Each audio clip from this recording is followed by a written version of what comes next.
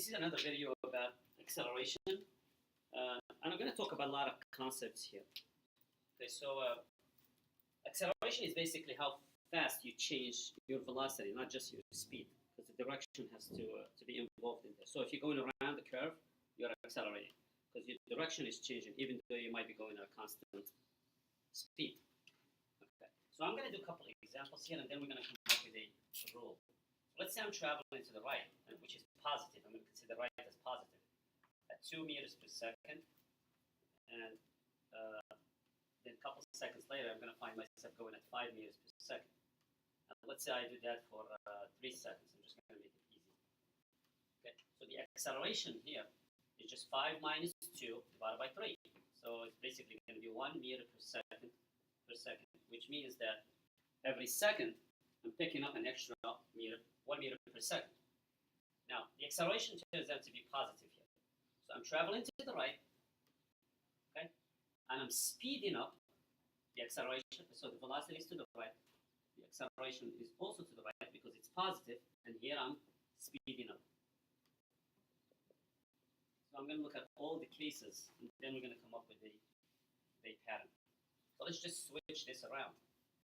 So let's just say I'm going from 5 to 2, and I'm doing that change in 3 seconds. So my acceleration would be negative, which means that the velocity is going to the right, the acceleration is going to the left because of that negative sign. And it looks like I'm slowing down. Well, let's see what happens when we go to the left. Okay, so let's just say I'm going to go from 2 meters per second, but in terms of velocity, that's a negative 2. And I'm going to go to 5 meters per second to the left, which is a negative 5. So even though I'm going from becoming more negative, but in terms of magnitude, I'm going faster. So now the acceleration here, I'm just going to say, you know what, I'm doing this in 3 seconds.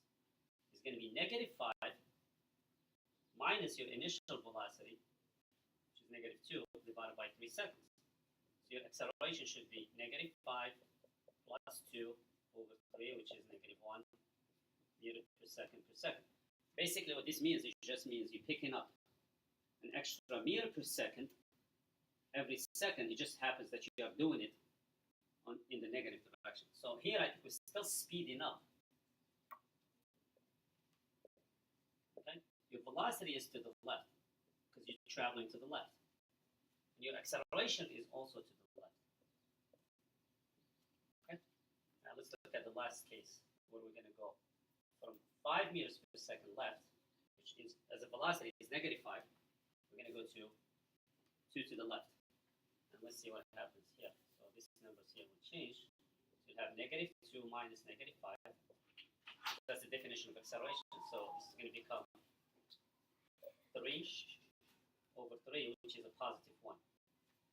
Now, if you notice here, we're going from 5 to 2. So we're slowing down. Slowing down. Okay. My velocity is to the left. But I ended up with a positive acceleration, which is to the right as a vector. Now let's see if we can come up with a pattern here. So the pattern is this, and you can copy this in your notes as I'm saying.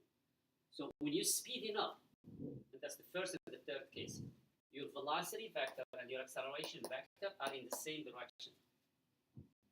When you're slowing down, they're going to be in opposite direction. So that's the conclusion from here. Now let's look at acceleration and maybe distance traveled and all that stuff conceptually. So let's say I start a car from rest. Okay, so it starts from 0, and it's going to travel a certain distance. And let's say it's constantly accelerating for, let's say, 6 seconds. And in those 6 seconds, maybe it's going to do 60 meters. Okay?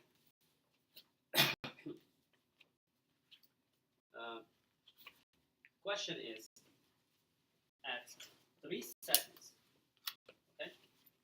At 3 seconds, will it have covered half of 60 meters, less than half of 60 meters, or more than half of 60 meters? Okay, so basically what this means is at half the time, what are we going to be? And think about it in terms of acceleration. Think about like when you first started, how are your speeds compared to how are your speeds towards the very end? Okay, so that's one question. The other question is at half the time, okay, at half the time, which is 3 seconds, okay, so let's say here I reach a speed of 40 meters per second. Okay? At half the time,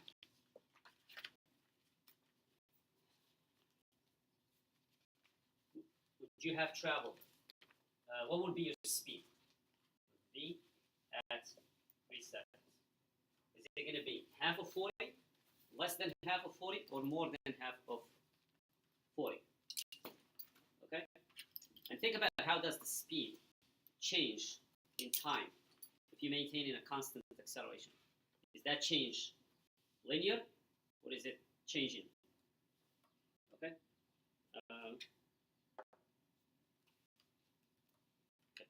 And the last question, which actually I'm going to do in the video here, is let's say I'm traveling.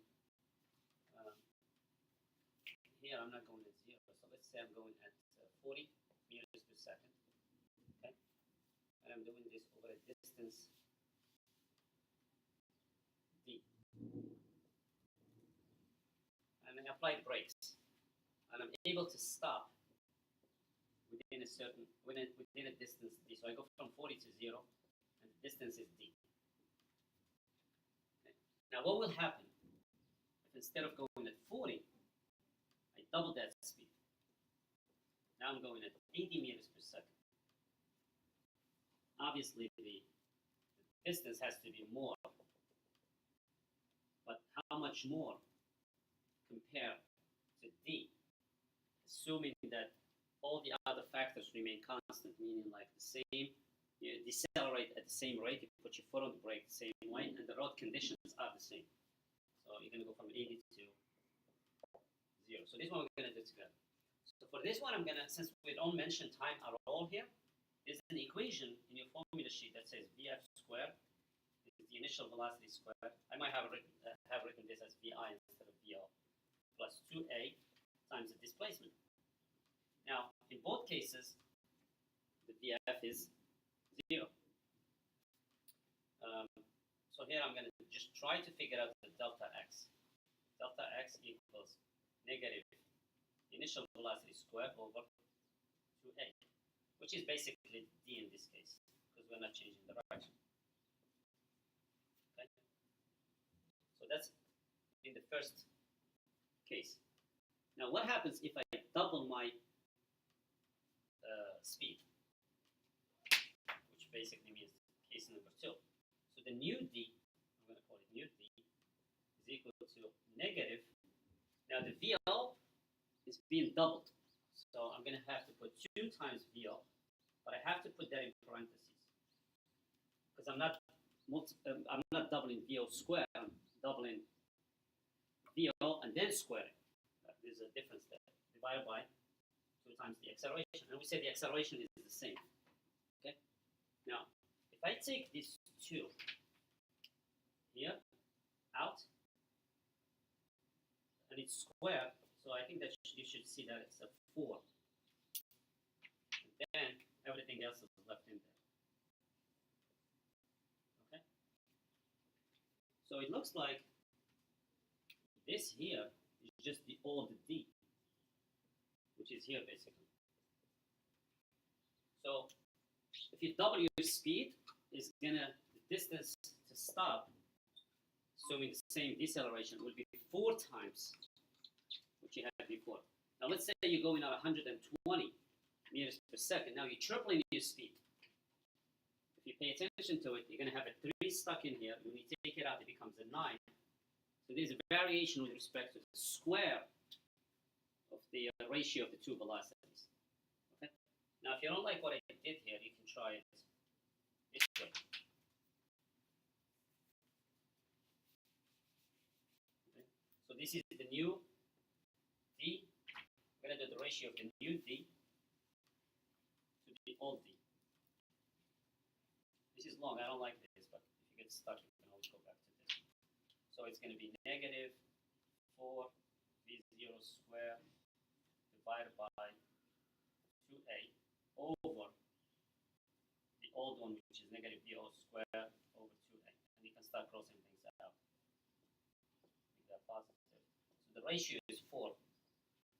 Okay? So it's 4 to 1, so which means the new starting distance is 4 times as much. And then I'm going to do one last problem. And you have to think about it. And I'm going to put this question on edit plus. So let's take a car starting from rest. Okay, and I'm going to put some markers here. I'm going to put a marker 1 and marker 2. Okay, and marker 1 is kind of like in between the initial position and marker 2, exactly halfway. So I'm just going to try to draw it to scale. Okay. When the car is at marker 2, maybe it's going at 50 miles per hour. Okay. And this is conceptual. You don't have to do any math here. If you just think about the concept of acceleration. Okay. My question is this: where between 0 and marker 2 will the car be going at 25 miles per hour, which is half the speed? Is it going to be before marker 1? Okay. Is it going to be at marker 1, or is it going to be somewhere between marker 1 and marker 2? And just think about the concept of acceleration. In other words, in the beginning, your velocities are low, and towards the end, your velocities are higher. And I think I'll leave it at that. See you later.